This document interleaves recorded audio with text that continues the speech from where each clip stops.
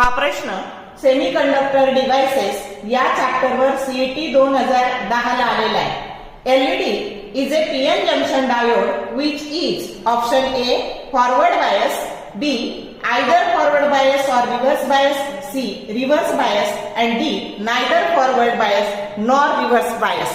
तर सगळ्यात आधी लक्षात घ्या की आपल्याला जे 4 टाईपचे स्पेशल डायोड आहे, आपला असा हात करायचा, पहिल्याला म्हणायचं जिनर डायोड, दुसऱ्याला म्हणायचं फोटो डायोड, तिसऱ्याला म्हणायचं सोलर सेल आणि चौथ्याला म्हणायचं लाईट इमिटिंग डायोड एलईडी.